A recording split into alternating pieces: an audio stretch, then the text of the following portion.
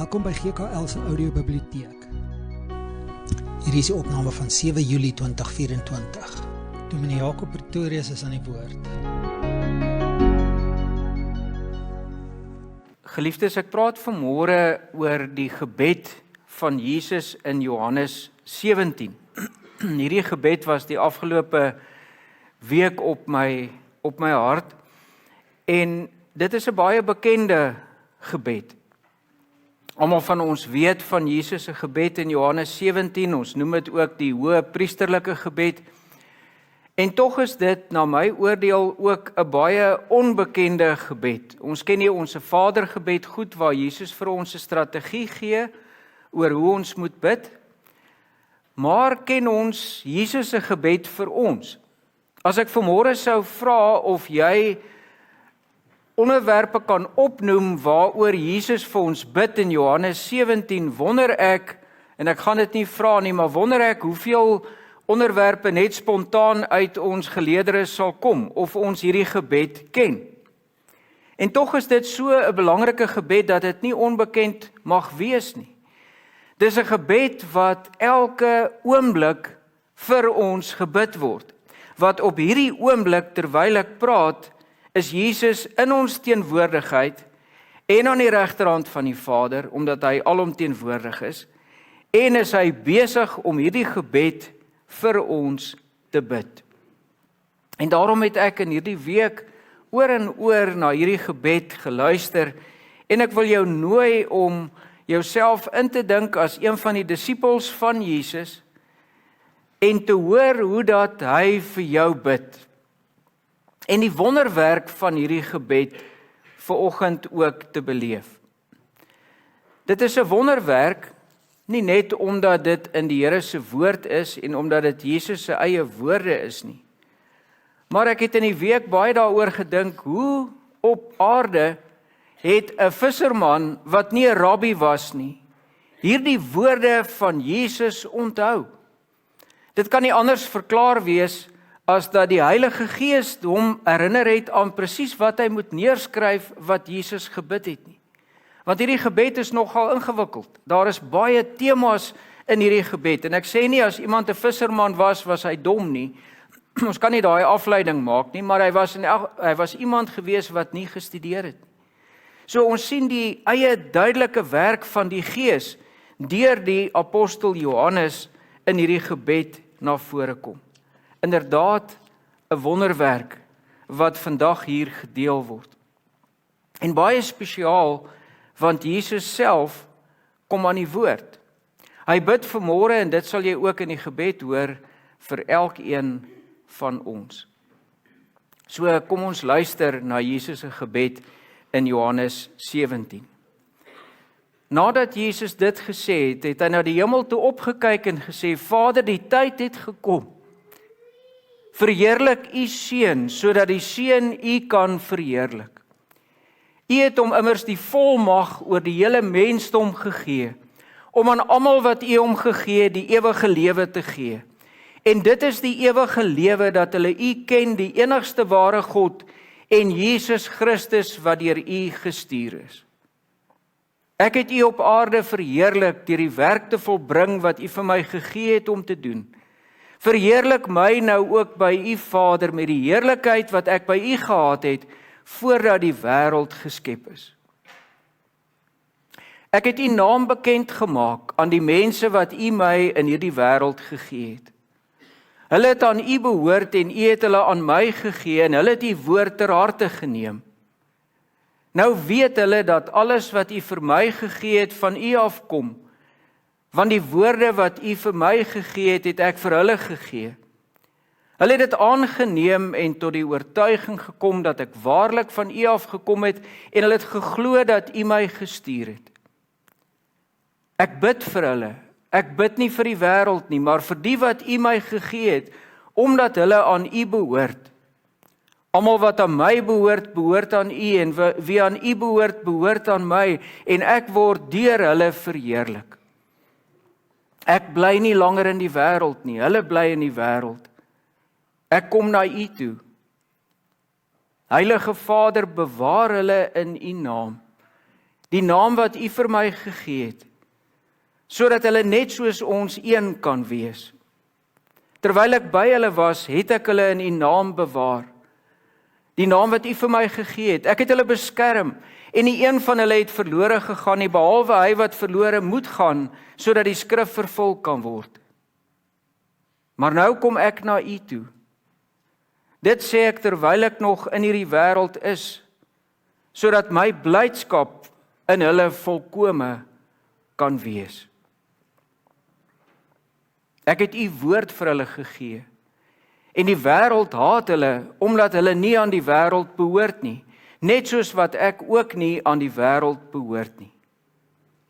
Ek bid nie dat U hulle uit die wêreld moet wegneem nie, maar dat U hulle van die bose sal bewaar. Hulle behoort nie aan die wêreld nie, net soos wat ek ook nie aan die wêreld behoort nie. Laat hulle aan U toegewy wees deur die waarheid. U woord is die waarheid. Soos U my na hierdie wêreld toe gestuur het, het ek hulle ook na hierdie wêreld toe gestuur, en terwille van hulle wy ek myself nou aan U toe, sodat hulle ook deur die waarheid aan U toegewy kan wees. Ek bid egter nie net vir hulle nie, maar ook vir die wat deur hulle woorde tot geloof in my sal kom. Ek bid dat hulle almal een mag wees, net soos U Vader in my is en ek in U, dat hulle ook in ons mag wees, sodat die wêreld kan glo dat U my gestuur het. Die heerlikheid wat U vir my gegee het, het ek vir hulle gegee, sodat hulle een kan wees net soos ons een is, ek in hulle en U in my, dat hulle volkome een kan wees, sodat die wêreld kan weet dat U my gestuur het en hulle liefhet soos U my liefhet. Vader, ek wil graag hê dat waar ek is, hulle wat U vir my gegee het, ook by my sal wees, sodat hulle my heerlikheid kan sien, die heerlikheid wat U vir my gegee het, omdat U my al voor die skepping van die wêreld liefgehad het. Regverdige Vader, die wêreld ken U nie, maar ek ken U, en hulle hier weet dat U my gestuur het. Ek het U naam aan hulle bekend gemaak, en ek sal dit verder ook bekend maak, sodat die liefde wat U aan my bewys het, in hulle kan wees, en ek ook in hulle. Dankie Here dat U vir ons bid, dat ons mag meeluister na U woorde. Maak self deur U Gees hierdie gebed vir ons verder ook prakties oop in ons lewe. Amen. So, geliefdes, ek het oor en oor, is eintlik al wat ek hierdie week gedoen het, wat voorbereiding aan betref, is nie al wat ek gedoen het. Het ek oor en oor geluister na die woorde van Johannes 17. Ek het glad nie eers by 'n kommentaar uitgekom rondom dit nie. Hierdie gedeelte is so ryk aan betekenis dat ek gewoon 'n highlighter gevat het en dit wat ek gehoor het, die temas wat in hierdie brief na vore gekom het, gemerk het en ek wil dit vanmôre met jou deel. En jou aanmoedig, luister weer na hierdie gebed. Bid dit saam met Jesus. Luister in hoe hy besig is om vir jou op hierdie oomblik te bid. Want ek kan nie vanmôre in die 20 minute wat oor is reg laat geskied aan hierdie gebed van Jesus nie. Niemand sal ooit kan, al het hy baie meer tyd as 20 minute nie, want dit is so ryk.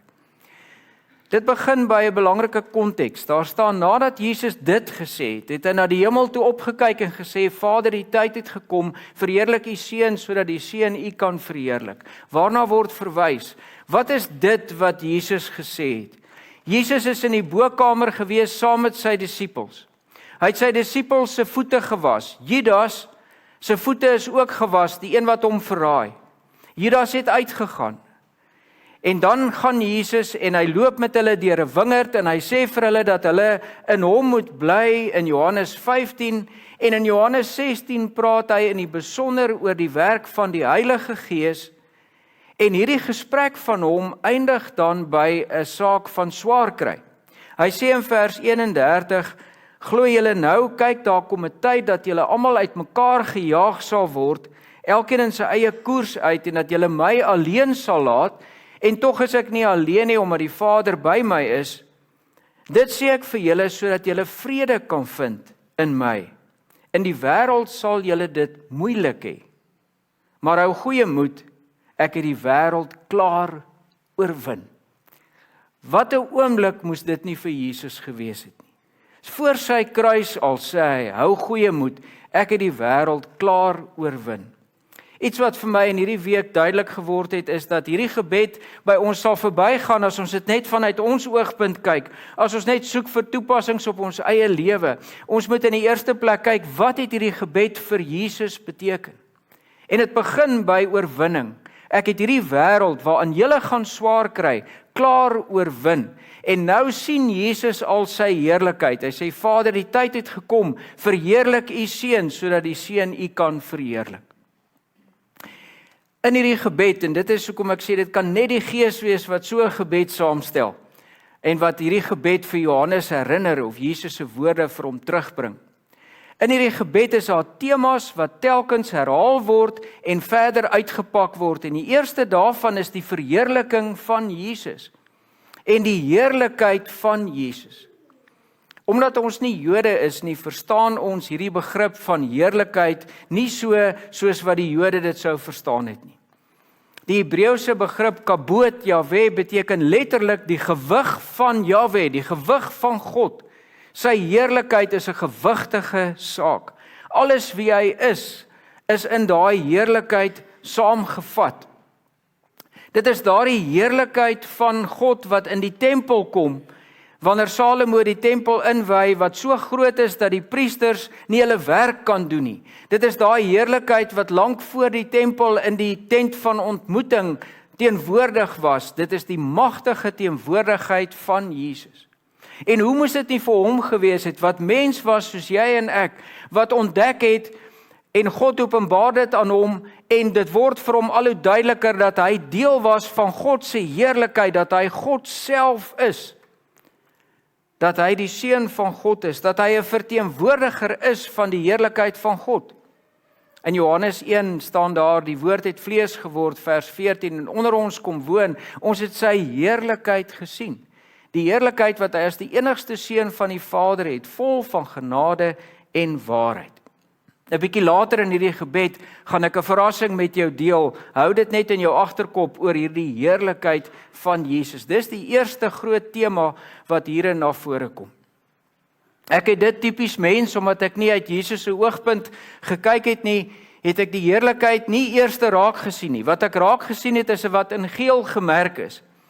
Dat hier 'n heeltyd 'n interaksie is tussen wat Jesus ontvang en wat hy gee. En is hier waar ons in die prentjie kom. Jesus ontvang dinge, onder andere onsself, en hy gee hierdie dinge vir ons. En ons sien dit in vers 20. U het hom immers die volmag oor hele mensdom gegee, om aan almal wat u hom gegee het, die ewige lewe te gee. En dit is die ewige lewe, dat hulle u ken, die enigste ware God en Jesus Christus wat u gestuur het. Jy sien dat Jesus kry volmag. U het hom die volmag gegee, om aan almal wat u hom gegee het, die ewige lewe te gee. Is dit nie 'n wonderlike, magtige gedagte nie, dat in die swaar kry van my lewe, in die uitdagings van my lewe, is ek iemand wat aan die Vader behoort, en die Vader het my vir Jesus gegee, daarby sal ons nog verder ook kom, en dit beteken dat hy vir my die ewige lewe gee. U het aan almal u het hom immers die volmag oor hele mensdom gegee, om aan almal wat u hom gegee het, die ewige lewe te gee. So die Vader het my gevat, en dit staan elders in Johannes ook, die Vader het my gevat, en hy het my vir Jesus gegee. Jy sal dit in Johannes 6 ook lees. Wat 'n gedagte. Ek is 'n nietige, gebroke, sondige mens, maar die Vader het my gevat, en hy het my vir Jesus gegee. 'n volgende begrip wat ook verder uitgewerk word, is die hele gedagte dat God ons ken, en dat ons hom kan ken. En dit is die ewige lewe, dat hulle u ken, die enigste ware God en Jesus Christus wat deur u gestuur is. Ek het dit ligpers gemerk, dit hou verband met die heerlikheid, en dit is om te ontvang wat God gegee het. dat hy ons ken. En dis die ewige lewe, dat hulle U ken, die enigste ware God en Jesus Christus wat U gestuur het. Let daarop dat ewige lewe hier nie iets is wat eendag aanbreek nie. Natuurlik is dit ook. Maar ewige lewe is eksistensieel. Dis iets wat ek nou beleef. As ek nou vir God ken, dan het ek die ewige lewe. Dis die definisie van ewige lewe wat hier gegee word. Nie iets vir die toekoms nie. Iets wat nou geld en tot in ewigheid aanhou. Dit is die ewige lewe, dat hulle U ken, die Vader ken, en Jesus Christus wat U gestuur het. As ek en jy vanmôre hier sit en ons glo dat ons deur die Vader vir Jesus gegee is, as ons vanmôre hier sit en ons sê ons ken die Vader en ons weet ons ken die Vader, al ken ons hom ten dele, al ken ons hom gebrekkig, is ons nou besig met ons ewige lewe. Die gedeelte herhaal die herhaal die gedagte van verheerliking. Ek het U op aarde verheerlik deur die werk te volbring wat U vir my gegee het om te doen. Verheerlik my nou ook by U Vader met die heerlikheid wat ek by U gehad het voordat die wêreld bestaan het. Die volgende gedagte-eenheid is van vers 6 tot vers 8. En hier kry ons weer die gedagte van ken. Jy sal dalk wonder, hoekom het ek hom ook ligpers gemerk? Want wat het die naam wat die Here bekend maak te maak met ken? Wel, dis nie moeilik om uit te werk nie. As jy my naam ken, my naam is Jakob, dan ken jy my. Jy ken nie alles van my af nie. Jy ken my maar net in dele, ek ken myself in elk geval nie eers heeltemal nie. Maar om iemand se naam te ken, is om iemand te ken. En daarom het ek dit ook met dieselfde kleur gemerk. Jesus sê, ek het U naam bekend gemaak, en nou kry ons weer die G, nee? Ek het U naam bekend gemaak aan die mense wat U my uit die wêreld gegee het. Hulle het aan U behoort en U het hulle aan my gegee en hulle het U woord ter harte geneem. Wat beteken hierdie naam? Wat is hierdie naam? As jy my ken, dan kan jy my naam noem, maar wat is hierdie naam wat Jesus bekend gemaak het aan die mense wat die Vader vir hom uit die wêreld gegee het? Dis baie interessant, want die Bybel sê nie vir ons wat hierdie naam is nie, maar dit is nie moeilik om uit die Bybel self uit af te lei wat hierdie naam is nie. In die Johannes Evangelie kry ons nie minder nie as die volledigheidsgetal van 7 uitsprake wat ek is, uitsprake is. Wat Jesus homself identifiseer met Jahwe, die groot ek is van die Ou Testament. Dis die ek is naam wat God vir Moses gee in Exodus 3 as Moses vra, wat moet ek vir die Israeliete sê, wie is U naam? Hulle was so onderdruk in slawerny, so afvallig van God dat hulle nie sy naam geken het. En dan maak God homself bekend aan hierdie naam. Met hierdie naam sê vir hulle, ek is, het jou gestuur. Dis 'n naam wie sê wie hy is. Hy is Jahwe, ek is. En uit respek vir God het die Jode hierdie naam nooit eers uitgespreek nie. Wanneer hulle daai letters geskryf het, het hulle gesê Adonai, Here. Maar daar het geskryf gestaan Jahwe, wat beteken ek is. En hierdie naam wat Jesus bekend maak, is sy naam en God se naam, en dit is die naam Jahwe, ek is. Ek is die God van Abraham, Isak en Jakob. Ek is wat ek is. Dis 'n naam wat bekend is, wat bekend geword het, wat Jesus bekend gemaak het. En tog is dit 'n naam wat ons herinner dat ons God en die geheimenisse van God en sy wese nie kan pyl nie. As iemand sê ek is wat ek is daar altyd iets wat onopgelos is, wat nie gedefinieer is nie, wat nog verder bekend moet word. Dit slaan ook oor alle tye. Ek is nou wat ek is. Ek sal môre wees wat ek is. Ek was in die verlede wat ek is. Hy is wat hy is. Wat 'n magtige ding dat Jesus God is wat mens geword het. Ek het U naam bekend gemaak aan die mense wat U my gegee het. Hulle het aan U behoort en U het hulle aan my gegee. En nou sê Jesus iets anders. Hy sê, ek het U naam bekend gemaak aan die mense wat U my aan die wêreld gegee het. Hulle het aan U behoort en U het hulle aan my gegee en hulle het U woord ter harte geneem. En nou weet hulle dat alles wat U vir my gegee het van U afkom, want die woorde wat U vir my gegee het, het ek aan hulle gegee. Nou sê Jesus iets verder. Hy maak nie net die Vader se naam bekend nie, maar hy herinner homself en die Vader daaraan dat hy sy werk voltooi het deur die woord van die Vader na hulle toe te bring. En die woorde wat die Vader vir hom gegee het, vir hulle gegee het. Na watter woorde verwys dit? Wel, dit verwys in die eerste plek na Jesus self. Hy is die lewende woord van Johannes 1, so word hy genoem. Maar dit verwys onteenseglik na al die woorde wat Jesus gesê het. Dit verwys na sy woord, na God se meesterlike greep om sy woord aan ons bekend te maak. Het jy al daaraan gedink hoeveel wysheid daarin is dat God vir ons sy woord gee? Toe Jesus op aarde was, het hy nooit iets neergeskryf nie. Hy het geen boek geskryf nie. Maar daar is 'n biblioteek van 66 boeke wat in sy naam geskryf is, en die eerste 39 van hulle wys hier na hom, en die 27 wat daarop volg, is die woorde wat hy gepraat het, wat mense gaan neerskryf het. In God se wysheid gee hy dit op 'n tyd voordat foto's geneem kan word van iemand, voordat WhatsApps gestuur kan word en video's aangestuur kan word. Niemand weet vandag hoe Jesus gelyk het nie. Sy bestaan is onteenseglik, maar sy mense het hom erken deur sy woorde. Sy woorde was gevul met gesag.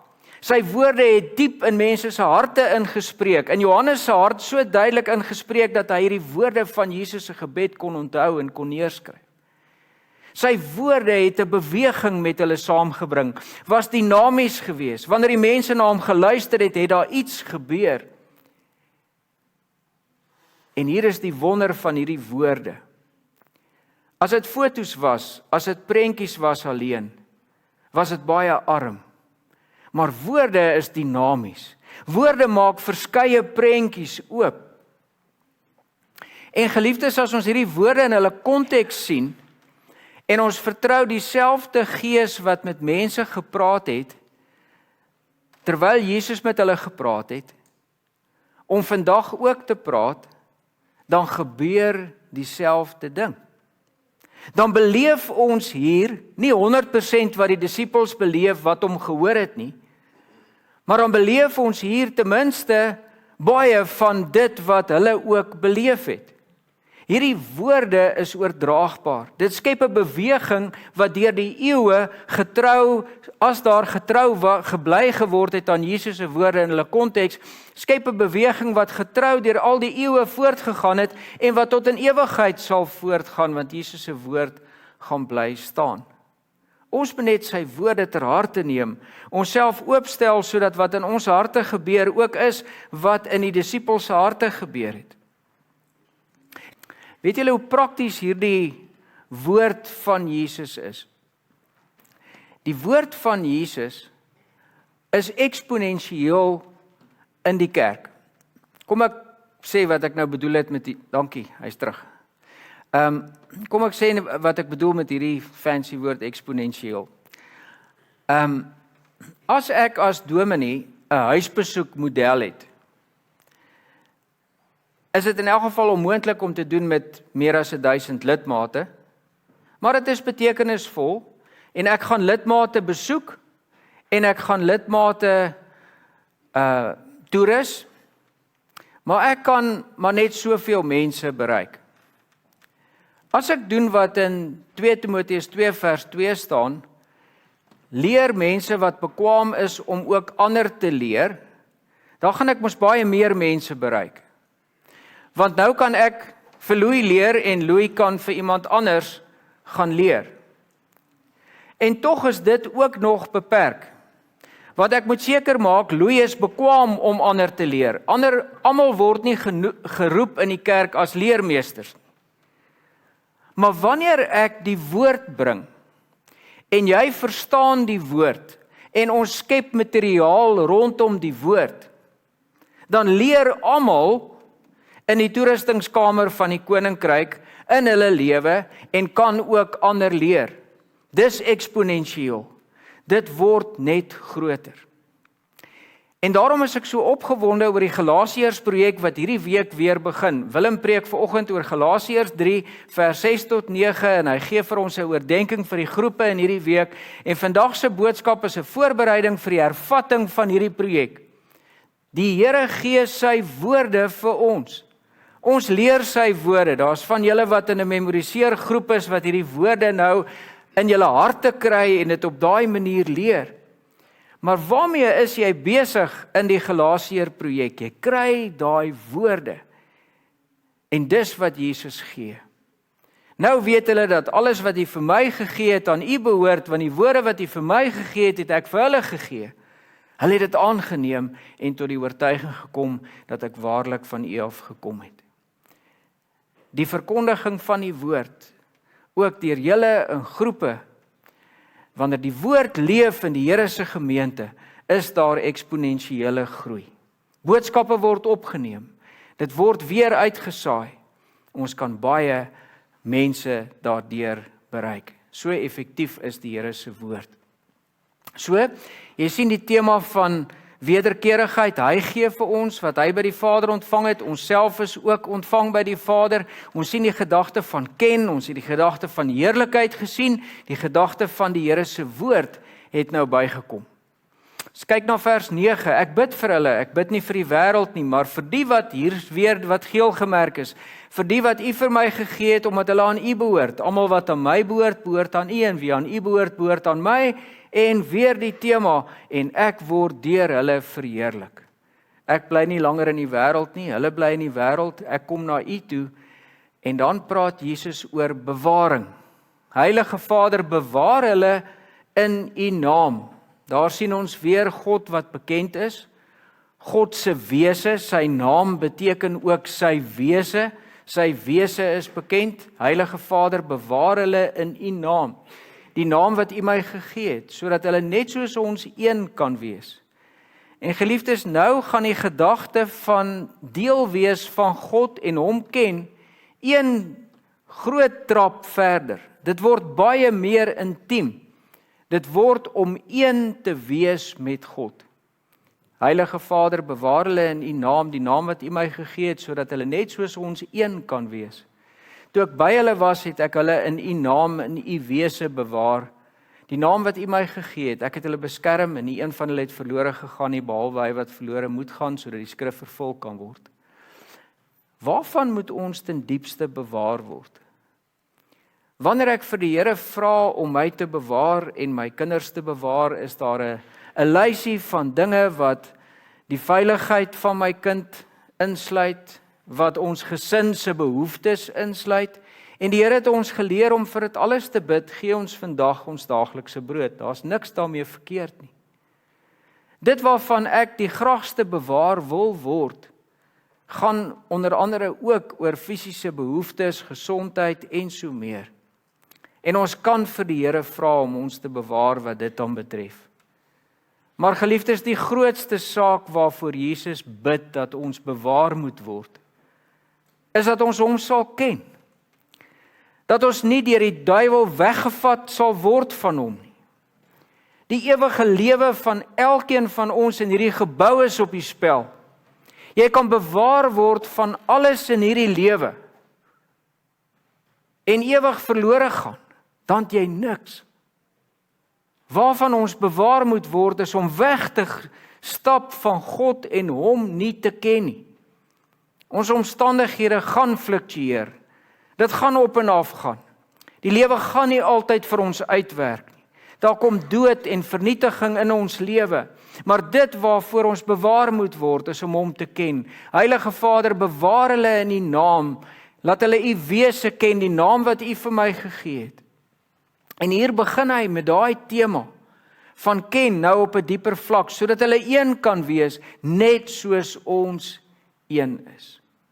Dis die grootste saak waarvoor Jesus bid, waarvoor ek baie keer nie bid nie. Dat hy vra ons bewaar moet word. Ons is 'n gemeente van disippels. Ons is 'n gemeente wat sê meer Jesus, meer liefde, meer disippels. Dis in die eerste plek waarvoor ons bewaring moet vra, dat ons naby hom sal leef en by hom sal leef en bely wanneer ons dit nie doen nie. Dis waarvoor hy bid elke oomblik vir ons. En dan vat hy hierdie woord verder. Ek het u woord aan hulle gegee en die wêreld haat hulle omdat hulle nie aan die wêreld behoort nie. Daar's die aanslag, sien jy?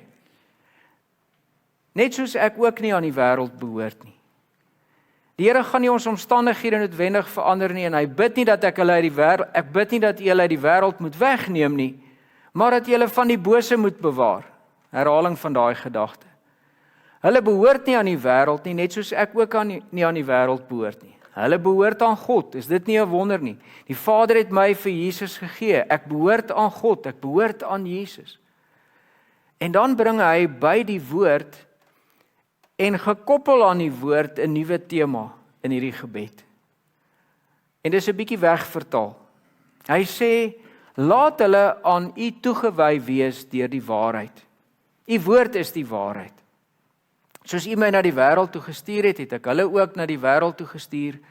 En terwille van hulle wy ek my aan u toe, sodat hulle ook deur die waarheid aan u toegewy kan wees.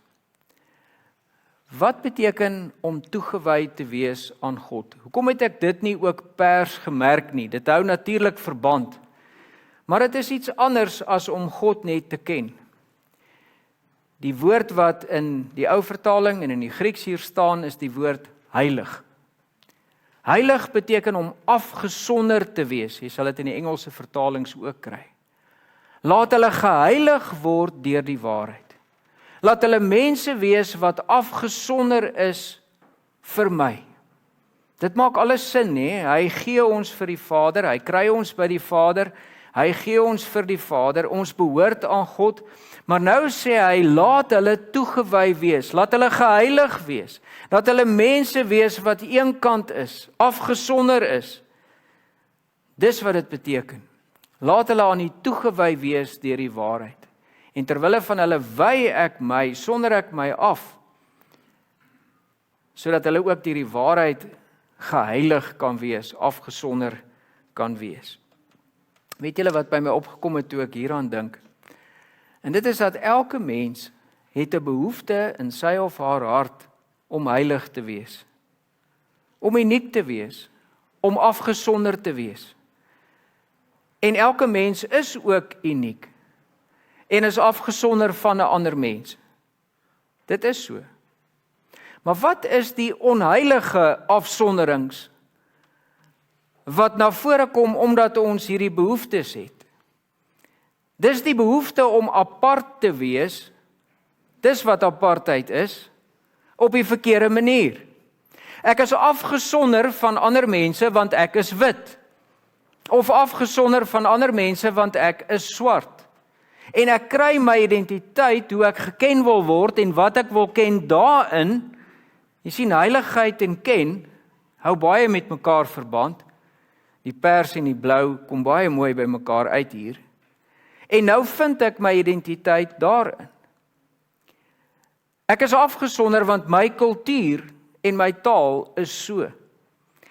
En wanneer ek my hoop daarop sit as my identiteit, is dit 'n onheilige afsondering. Dis die duiwel se antwoord en Jesus bid vir iets heel anders as dit. En daar's baie ander dinge. Ek noem die obvious ding. En dis hoekom daar in elke volk op hierdie aarde hierdie tipe afsondering en apartheid en nasionalisme na vore kom wat die wêreld laat ronddraai. Dis op hierdie stadium baie sterk in die Amerikaanse politiek aan die gang. Sogenaamde Christelike nasionalisme. Ons is afgesonder, ons is anders van ander mense. Ons het die waarheid. Wees baie versigtig hiervoor wat jy gebruik om daardie behoefte, wat 'n Godgegewe behoefte is, om afgesonder te wees. Elke mens smag daarna. Maar daar is een afsondering, een heiligheid, en dit is wanneer Jesus my afgesonder het. Daar is twee groepe mense in hierdie wêreld. Mense wat afgesonder is vir die Here en mense wat nie vir hom afgesonder is nie. gelowiges en ongelowiges.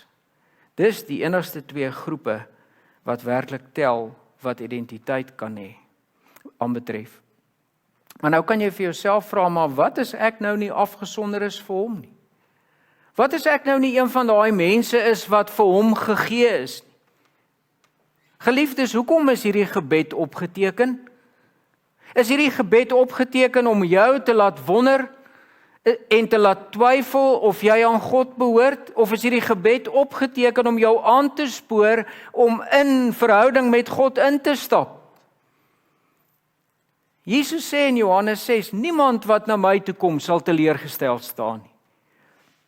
Elkeen wat vanmôre wonder, is ek een van die mense wat afgesonder is vir God?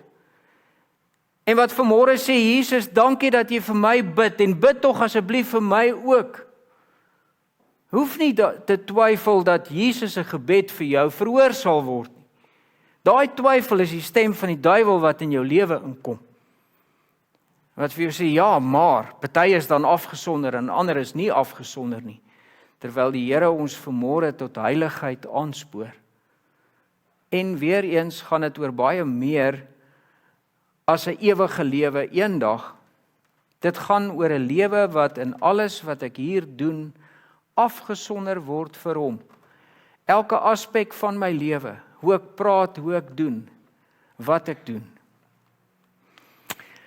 En dan kom ons by verse wat so ryk is dat mense reeks preke hieroor kan maak. En dis verse wat dan pertinent op ons van toepassing is. Dis verse wat hierdie gebed net so vandag hier neersit. Ek bid egter nie net vir hulle nie, maar vir die wat deur hulle woorde tot geloof in my sal kom. En dan praat hy oor hierdie ken nog meer intiem. Hy het reeds die tema van een wees genoem en nou werk hy dit verder uit. En ook op die oog af klink dit baie ingewikkeld en net herhalend, maar is glad nie die geval nie. Luister net weer hierna. Ek bid dat hulle almal een mag wees, net soos u Vader in my is en ek in u, dat hulle ook in ons mag wees, sodat die wêreld kan glo dat u my gestuur het. Om een te wees met God is om hom regtig te ken. Die diepste fellowship is tussen Vader, Seun en Heilige Gees. Die Heilige Gees in hoofstuk 16, hier die Vader en die Seun in hoofstuk 17. Ek bid dat hulle een mag wees, net soos u Vader in my is en ek in u, dat hulle ook in ons mag wees, sodat die wêreld kan glo dat u my gestuur het. Wanneer ons een is met God, dan is daar 'n kragtige boodskap wat uitgaan na die wêreld toe. Nou hoef ons eintlik nie eers intentioneel missionaal te wees nie, want ons sal dit wees, want ons straal hierdie gemeenskap van God uit. En nou klink dit asof Jesus homself herhaal in hierdie gebed, maar dit is twee dele, wat 'n spieelbeeld van mekaar is en tog anders is. En hier is die verrassing wat ek gesê het ek na sal terugkom. Jesus sê nou, die heerlikheid wat u vir my gegee het, het ek ook vir hulle gegee. Sjoe. Hy het begin en gesê, Vader, die tyd het gekom, verheerlik die Seun, sodat die Seun u kan verheerlik. En nou sê hy, die heerlikheid wat u vir my gegee het ek ook vir hulle gegee. Met ander woorde, geliefdes, ons deel, wat ons ontvang, is die heerlikheid van Jesus self. Ons is nie hy nie, maar ons ontvang sy heerlikheid. Want ons is so intiem met hom, so een met hom, dat hierdie heerlikheid wat die tempel volgemaak het, sodat die priesters nie hulle werk kon doen nie, binne in ons is. En ek sal dit nou vir jou wys. Jesus bid eers dat ons binne in hom sal wees. Ek bid dat hulle almal een mag wees, net soos u Vader in my is en ek in u, dat hulle ook in ons mag wees, in ons as 'n tempel mag wees. En dan sê hy, die heerlikheid wat u vir my gegee het ek vir hulle gegee. En kyk hoe hierdie verse omdraai, dan word ons ook, ons is nie net in die tempel en ontvang sy heerlikheid nie, ons word self tempel van hom. Dis wat die volgende verse sê.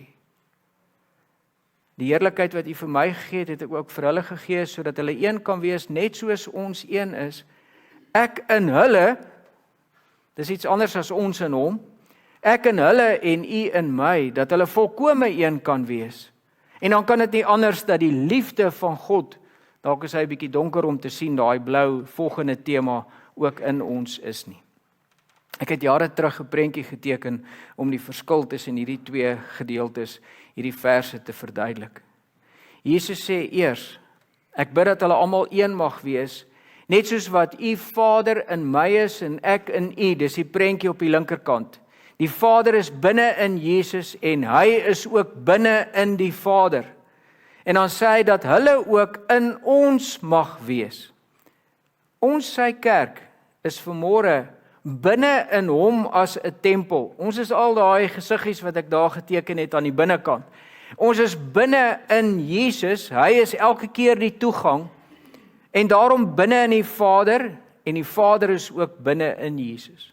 Ons is binne in hom as 'n tempel. En dan sê hy, die heerlikheid wat u vir my gegee het, het hy ook vir hulle gegee, sodat hulle een kan wees, net soos ons een is, en dan draai dit om, dan sê hy, ek in hulle. Dan word ons die buitelyn, sy kerk, ek in hulle, en u in my. Dan word ons die tempel. Sien jy dat dit nie maar net 'n toevallige herhaling is van gedagtes wat ingewikkeld is nie. Dis eintlik 'n wonderlike prentjie van ons wat binne in Jesus is en daarom veilig is en daarom sy heerlikheid het. En daarom binne in die Vader is, want die Vader is binne in hom.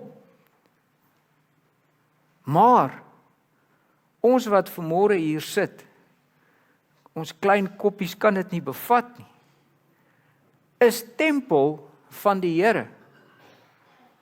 Die heerlikheid wat u vir my gegee het, ek ook vir hulle gegee, sodat hulle een kan wees, net soos ons een is. Ek in hulle, en u in my. Is dit nie wonderlik nie?